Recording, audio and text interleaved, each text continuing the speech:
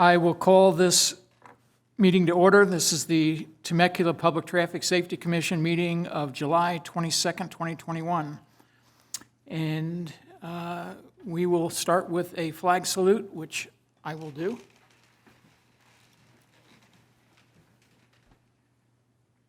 I pledge allegiance to the flag of the United States of America and to the republic for which it stands, one nation, under God, indivisible, with liberty and justice for all.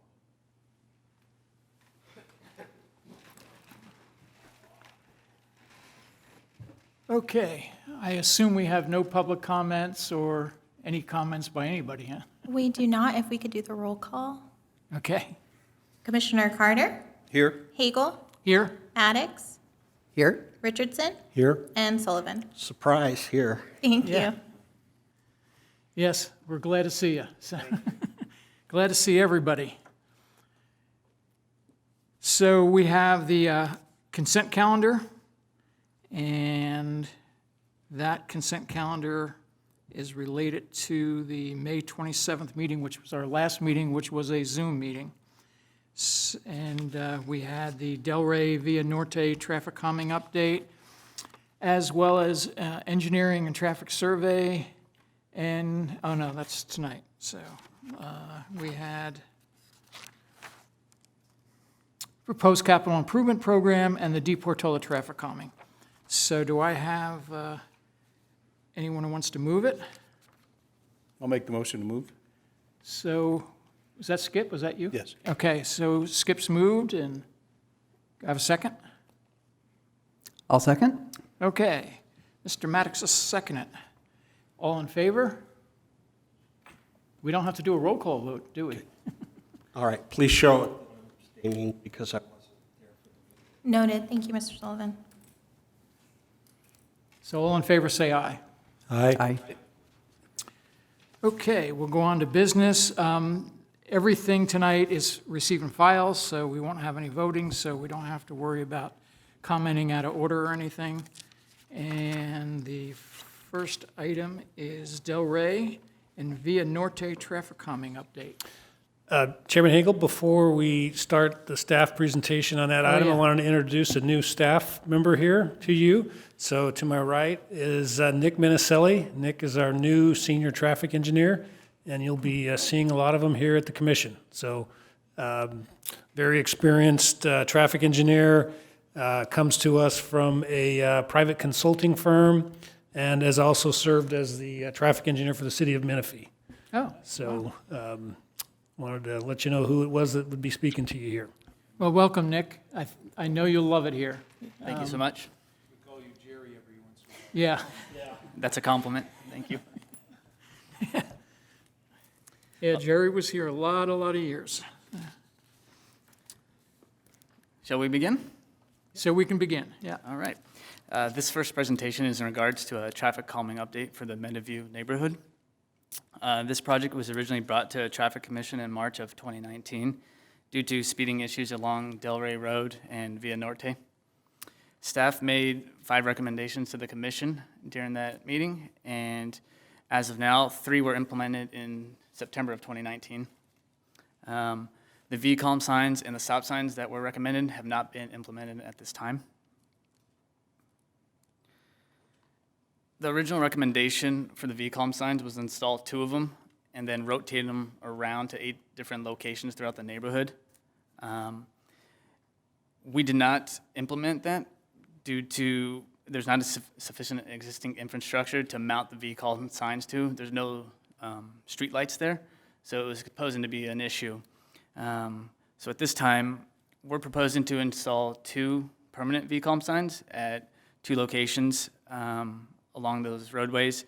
The 2 locations are going to be on Via Norte near Carmelita Circle and on Delray Road, approximately 900 feet east of Calle Pina Colada.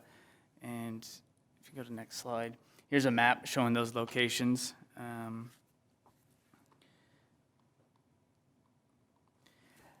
And that concludes this presentation on the Meadowview traffic calming update.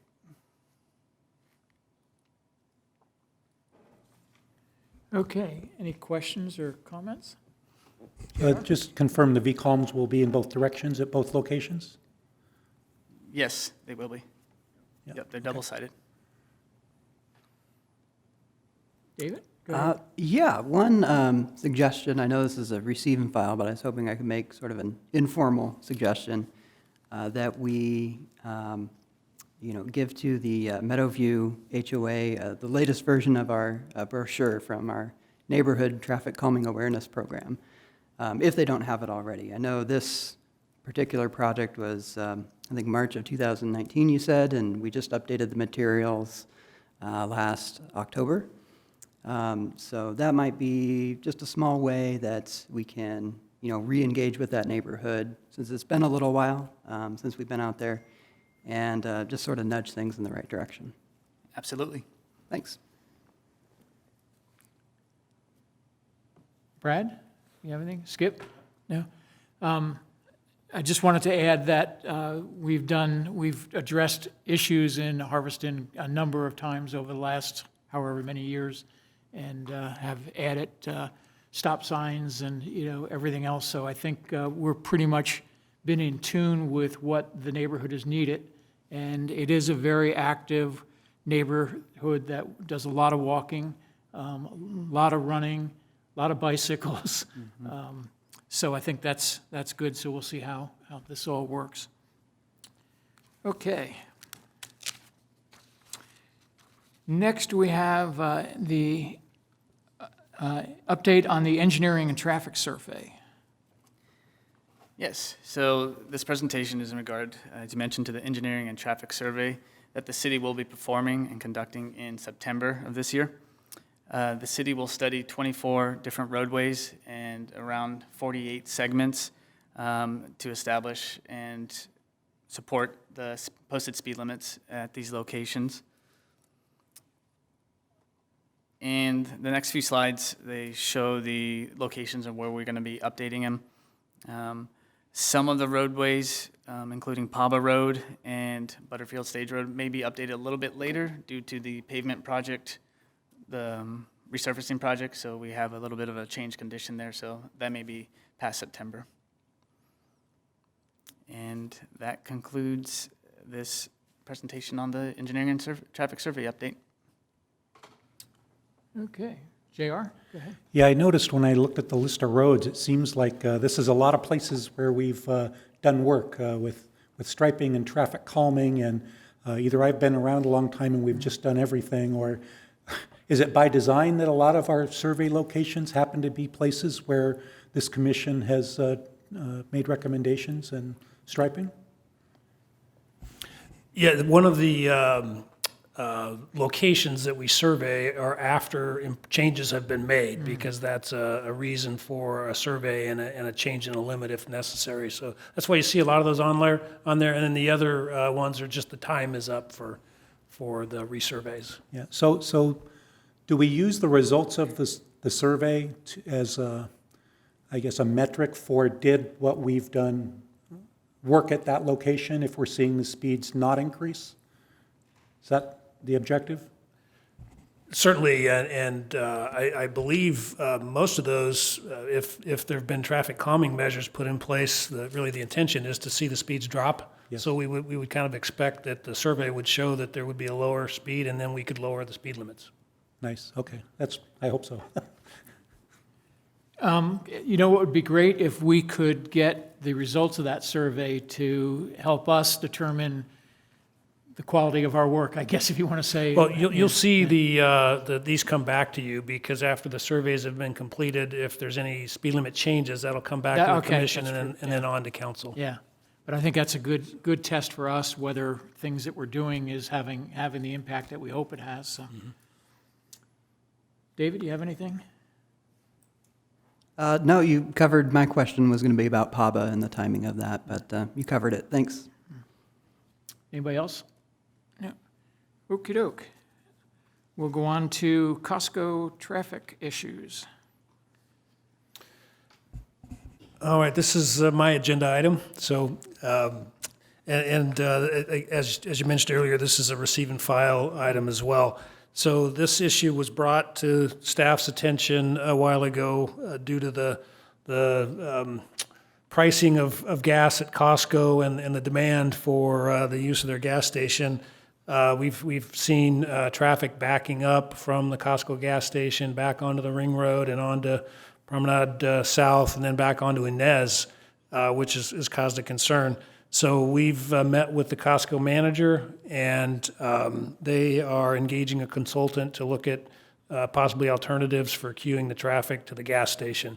We did look at whether we could make any changes to our traffic signal timing or any other modifications to any of the city infrastructure, and our conclusion was that we really couldn't do anything that would be of any benefit because there's nowhere for the cars to go. They're all waiting to get into the gas station. So even if we did change the timing of the signals or added any other traffic control measures, it wouldn't have any substantial impact. So we've basically just are relying on Costco. Hopefully they'll come up with a proposed solution to that, and then we'll move forward. So we are staying in touch with them, and we'll report back to the commission if there's a solution that they come up with. So that concludes the staff report. Did the mall management meet with you and them? or- Yes, yeah, we were in discussions with the mall manager as well as the Costco manager. I was just kind of curious whether there might be anything that the mall could do related to the use of their roads to kind of redirect the traffic that is, going onto Inez somewhere else onto, within the ring system. Yeah, and the one thought we had was to, this would require the mall to be in support, was to potentially restrict right turns at the Promenade South and Ring Road, and just basically require all the cars queuing beyond the Ring Road. However, the mall manager didn't necessarily support that, as an immediate solution. So we've kind of just put that on hold, and we're expecting that Costco will hopefully come up with a way to queue the cars on their own site, which is really what they should be doing. Yeah. So. Yeah, they have a large parking lot sometimes. I know it's really, really full, but they could guide cars to stay within that parking, Yeah, area. that's what we're hoping they will do. They did, like I said, they did engage a traffic consultant Yeah. that they use, for all their stores, and they've said they've had this issue before and have come up with solutions to queue them on their site. So that's what we're hoping they'll do in this case. Well, that sounds hopeful anyways. Yeah, I just, on the Costco gas issue, it was really interesting to me when I looked at the map. And I know we're a traffic commission, we're going to look at that as a traffic problem. Where do we make the cars go, right? It's kind of what we do, to put the cones, stripe the lines. But as in my job as an engineer, I specifically try to think outside the box. What's the assumption here that we would break if we were looking for something really innovative? And I after thinking about it for several hours, I said the assumption is that you have to buy Costco gas at Costco. And one solution, I'm not saying do this, but to think about is if there was another location in town that they could sell Costco gas, not at that place, and take half the traffic somewhere else, that would just be a different way to do it. So that I think we should think about problems in different ways, and that's a different way to think about this problem. I just wanted to share that. One of the issues that compounded the situation at the Costco here is the Sam's Club up in Murrieta is shut down. Their gas station, they're doing some remodeling up there. So, those are the two low-price leaders for gas. And so if that one's not available, then, everybody from Temecula and Murrieta is coming to Costco Temecula for gas. Yeah, So, if demand is that high, there's got to be an empty gas station somewhere in Temecula that would love to make a deal with Costco to get people there and in their convenience store, et cetera. So I think there's other options just than how do we put the cars in a different place. I should also mention that Costco is doing everything they possibly can to make the dispensing of gas as quick and easy as possible. And they even mentioned to us they've actually been distributing a fob to people that they just go up there and wave it and then can immediately start pumping the gas. So they know there's a problem. They're trying to do everything they can to address it, and hopefully we will come up with a good solution here in the near future. Yeah, with Costco and Sam's Club, one of the issues is, you got to use their card first, and if that works, which half the time it doesn't, then you use your credit card, and that works half the time, and half the time it doesn't. And I've spent literally 10, 15 minutes before I started pumping gas, and you just looking over your shoulder, there's people cursing you out. So, Yeah. so that's a great idea to So use if you the are phone. interested in getting one of their little fobs, you Yeah. go when you're at the store, the Costco, the next time, ask to talk to the manager, and he said they've got them there Yeah. for members. Yeah. So. Good.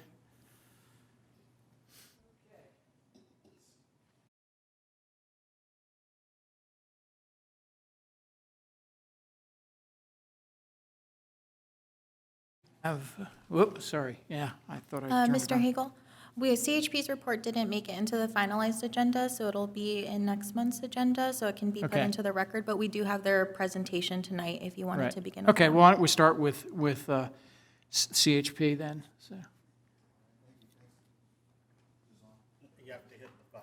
The green, yeah, make it green. All right, it's green.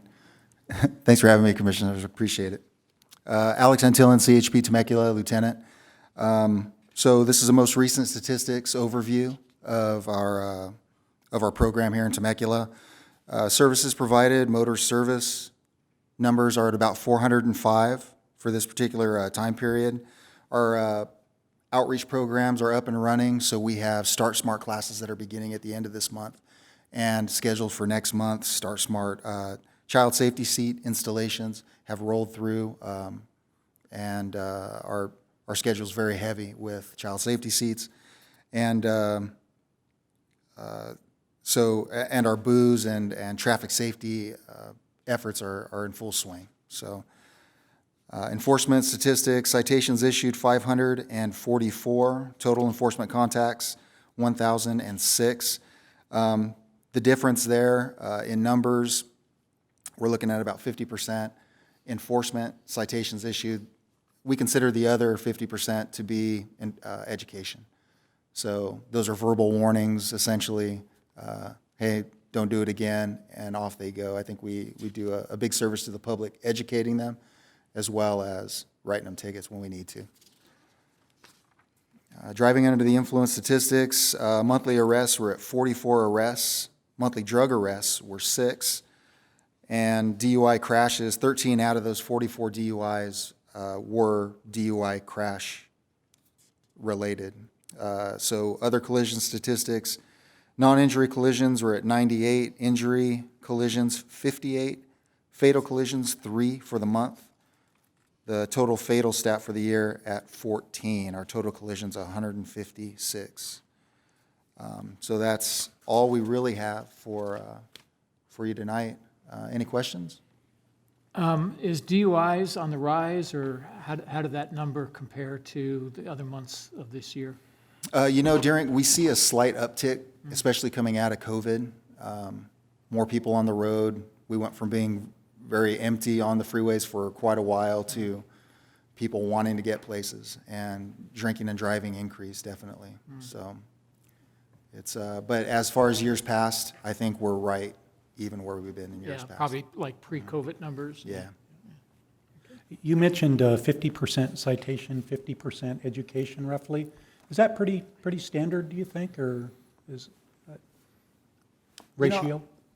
I think so. It depends on where we'll end up focusing on our enforcement. So if we have major projects going on the freeway where speed has been an issue, working with Caltrans, we will go out and write more citations than verbal warnings, just because that is our purpose for being out there. And it's, so in times where we're heavy in construction, you'll see a slightly higher percentage there.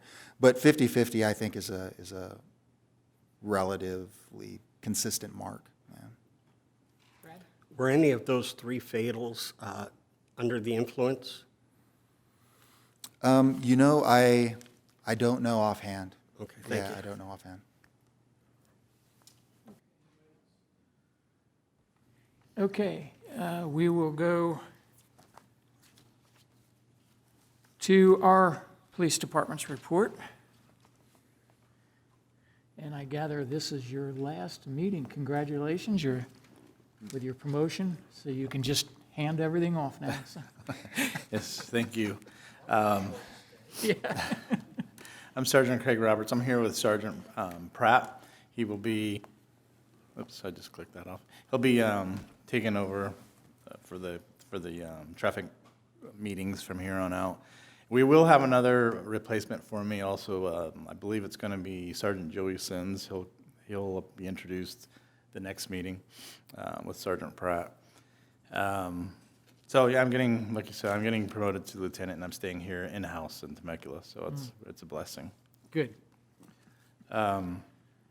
I'll start off with our DUI arrests, which are, for the year, just within the city, is 283. So it's pretty impressive when you're considering it's July and we're not quite done yet. Thankfully, this last month, we have had no fatal traffic collisions. And we do have several traffic DUI type operations to go within the last part of July and the first part of August. So we'll be doing these all the way through September until we receive more grant money to start all over again. So we're excited about that. For the 3-month totals, we're looking at citations issued for hazard moving violations. For the total for 3 months is 2,262. Last month we had 751. Non-hazardous citations, we had 115, bringing a 3-month total of 438. Clicker to ticket seatbelt violations, we had 11 in June, which brought our 3-month total for our 29. Distracted driver cell phone use, I noticed that that's going up considerably. I ride a motorcycle off duty, and man, I wish I was in a black and white every time I'm riding that motorcycle. But we're looking at a 3-month total of 337 citations issued. Parking citations, 593 for 3 months, 218 written just in the last month. Warning citations, we've had in June 270 and a 3-month total of 658. And then red light, our stoplight abuse program that we're running continually, we have 118 for 3 months, and we just can't be everywhere at every given time because that would probably be a little bit more. Commercial enforcement sites, we have our one commercial enforcement truck here, which does very well.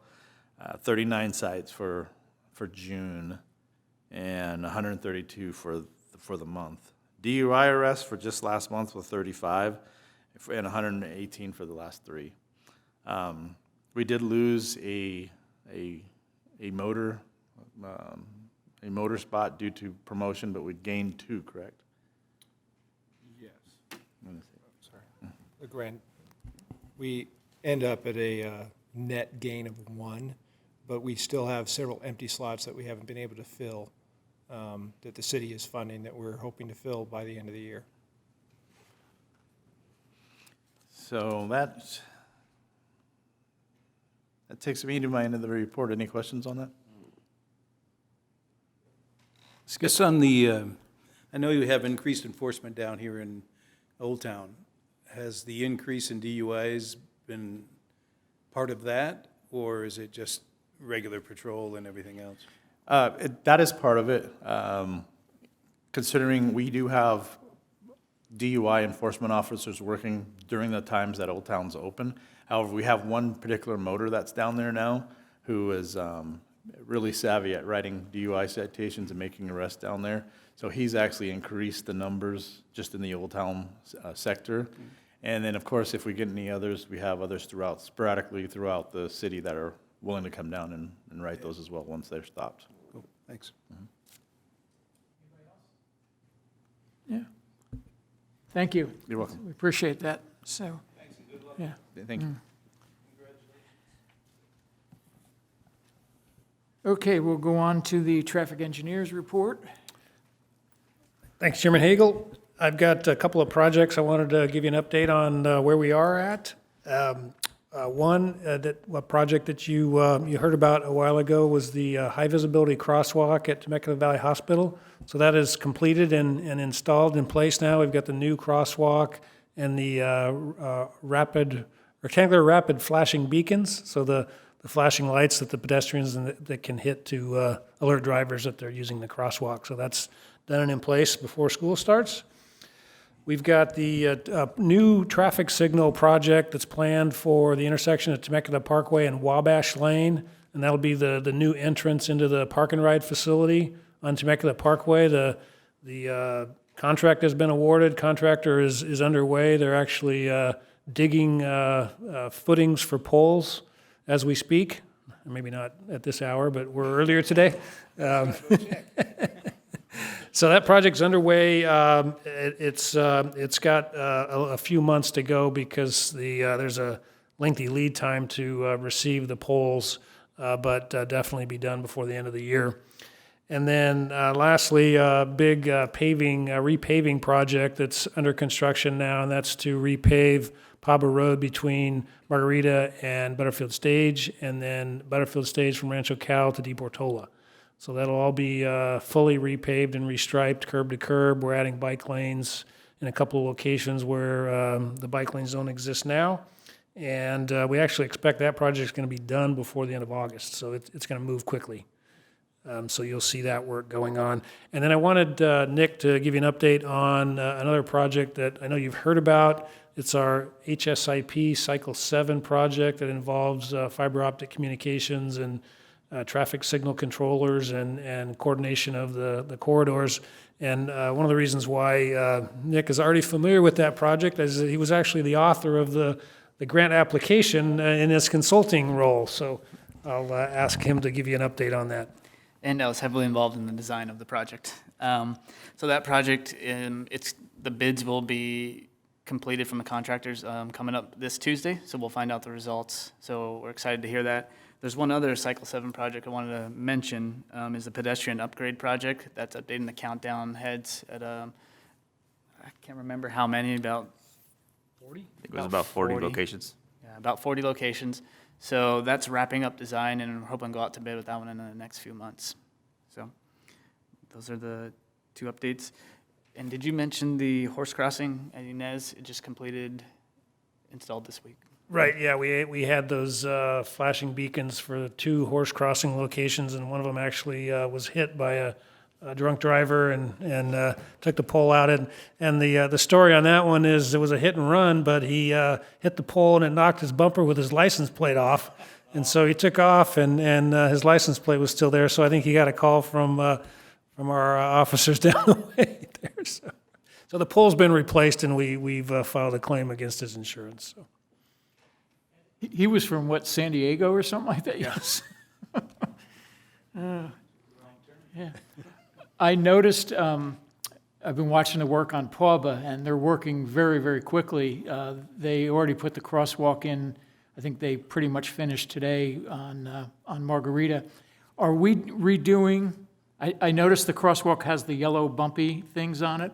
Are we redoing all the crosswalks? Do we have like a time period that the state's requiring those to be put in? Those, you're talking about the ramps, Yeah. the curb ramps? Yeah. Whenever we do an actual grind and overlay project, we are mandated to update all of the curb ramps to ADA standards. Okay. So that's associated with that paving project. Right. Every curb ramp that a new paving project hits, it's required that those be upgraded. But it's So- only if you're repaving, so we don't have a Right. time frame that the city has to be completely done or anything. No, we don't have a time frame, but a couple of years ago, we did prepare what we call our ADA transition plan. So that looked at all of the right-of-way facilities citywide that don't meet ADA standards and need to be upgraded. So as we're doing projects, we pull that document out, and everything that's in that document gets fixed whenever we do a paving project. So we've got a plan to do everything citywide, but just not the funding and a set schedule. So it's just as we go, we'll do everything in that plan. Maybe Nick can write a grant proposal. So. I'll try. Anybody else? Go ahead, JR. Yeah, just on the new crosswalk at Temecula Valley High School, saw it looks really good. Now, the prior crosswalk at the east end of the high school, will that be ground out before school starts again? We decided to leave it in there until probably like right after school starts, just so that we can get people used to using the new one, and then we'll take the old one out. Anybody else? No. Okay, we will go to commissioner reports. Anybody have anything? You do? Go ahead. I had the unique opportunity to call 911 in June from my house, and I'm not looking to stir up a hornet's nest. I just wanted to report what happened. I think there was a phone issue at first because the circuit went dead twice. The third time I got through to 911, or I should say I got through to the answering machine for 911. And it answered, "You've reached 911, all our operators are busy. Please stay on the line. Your call will be answered in the order it was received." And I'm just wondering, was that a small fluke that occasionally occurs, or is there some way to pull data and see, are there enough lines going to 911 and enough operators? I know with the sheriff's department in LA, we did a little different with the contracts. All the contract stations had their direct dispatching right there. And so that seemed to, we could always add another dispatcher. We had plenty of phones and keep it going. But I think for some of these urgent calls, such as post-stroke, where there's a time frame that you have to get that patient medicated or they're going to have permanent disabilities. Or in my case, where I was struggling to hang on to speak to somebody. It's not a good thing. So I was just wondering if we could, and again, I'm not looking to stir something up, but just see if it's something that we need to look at later. If we could, there's some side of data and also maybe just an overview how the system works. When we call 911 from here, I think it goes to the sheriff's central, but an overview. Yeah, would be nice. yeah, and that's maybe something that we can ask the sheriff's folks to look into and potentially give you a report back on, how their dispatch system works. Was it from a mobile phone or was it from a landline you were calling? Because of my health, I keep a landline specifically in case I can't stay on the line. It shows up on their screen.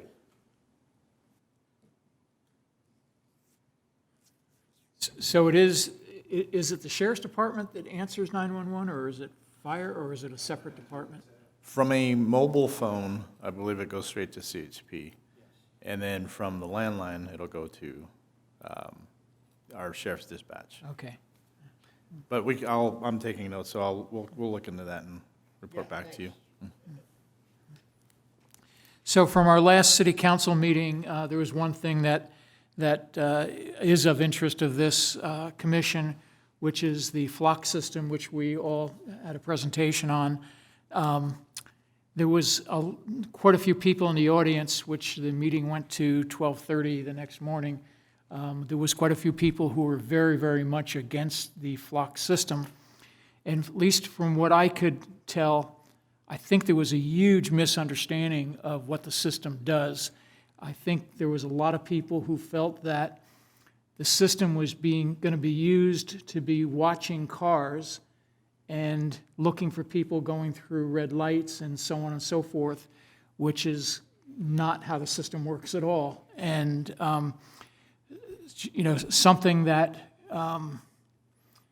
maybe we want to consider doing, the sheriff's department may want to consider doing, is doing a lot more PR about the system and to get people comfortable that this is not something that's going to be watching their cars or watching them, that, it's basically checking a database or databases for, was that car involved in a crime?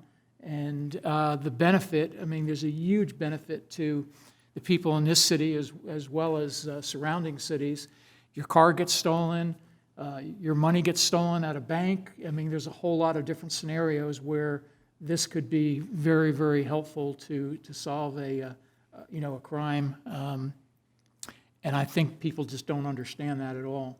So it's, something that might be something we address to a much greater degree than what we have already. David, yeah. Yeah, thank you. I just wanted to share a sort of preliminary update on how the Quality of Life Master Plan is going. There were a couple of notable developments over the last week. So first, True North published the results of the latest community survey. And there's just a ton of high-quality data in there that says a lot about what Temecula residents like about the city and where we could improve as well. It's no surprise to anybody, I'm sure, that our public safety services received top marks once again. As a whole, Temecula residents are extremely satisfied with the work that our public safety professionals are doing. On the other hand, one area that was singled out as needing improvement was traffic circulation. I'm sure that doesn't surprise anybody either. And specifically, it wasn't the residential roads, but it was more the arterials and the freeway that people were concerned with.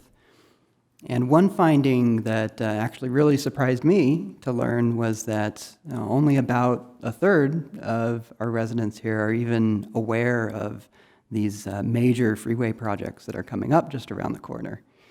Not to mention awareness about all the grants that the city has won to pay for those projects. And I guess that was something, that was a result that I took maybe a little personally. Because I kind of view one of the most important aspects of the job of being a commissioner is to be a conduit to the public, and that's a two-way street, right? It's not just about listening to the needs of our neighbors, but it's also, serving as a reliable, consistent, accurate source of information to them too. And I know the freeway is not our jurisdiction here, but I think we have a role to play in helping the city tell that story. But before I get too far off track, the second development, back to the QLMP, was a couple days ago. The city council held a workshop where all the council members were given some time to describe, their future vision for Temecula. It was very informative. And again, there was unanimous support for continued reinvestment in public safety and in infrastructure. One interesting thing that came up was the topic of how we do performance measurements and set goals for policing. One metric that is currently cited in our QLMP, the old version, is this ratio of 1 police officer per 1,000 residents. And a lot of cities, use this ratio. And it's something that I never really questioned until recently.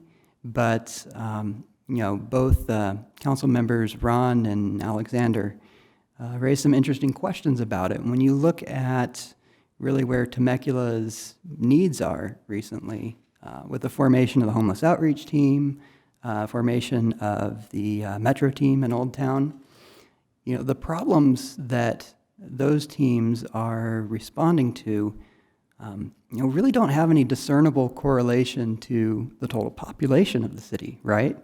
They're addressing problems more related to, statewide crisis in one case, or, in the other, the Metro team is really there to protect our tourism economy. So that's one interesting thing that came up that I wanted to share. Another metric that's in the QLMP, I'll just share one more, is the call response times. And that's something that Captain Hall has spoken about recently in public meetings, and how that, that single statistic can sometimes fail to capture the intricacies of the work and of dispatch, especially considering how the priority level of a call can dynamically shift in the middle of the response. And so we end up sometimes with an average or a number that sells short the level of service that we're actually getting. So those are just a couple of things that are going to be on my mind as we move forward with the QLMP process, and I'll certainly be reaching out to police and fire to learn from your expertise on that too, because I think it's really important that we get it right. So I'm looking forward to a deeper discussion on that, but for now that concludes my report. Thank you, David. Anybody else? Just a thought on what David said. The 1 to 100 is very interesting. And I think of that, I think of more of an occupancy problem. Our city is not just occupied by our residents. And in fact, it's our non-residents that require perhaps a little more touch time with law enforcement, a little more oversight. So I would encourage you to go back and say, what is our occupancy look like during a week? I know it fluctuates greatly on the weekends. Mm-hmm. That might be a different way to think about the problem. And maybe, I suspect the occupancy will be higher than our residency. And maybe a 1 to 100 would look terrific if it was put against an occupancy metric. Mm-hmm. That's an excellent point. Thank you. Yeah.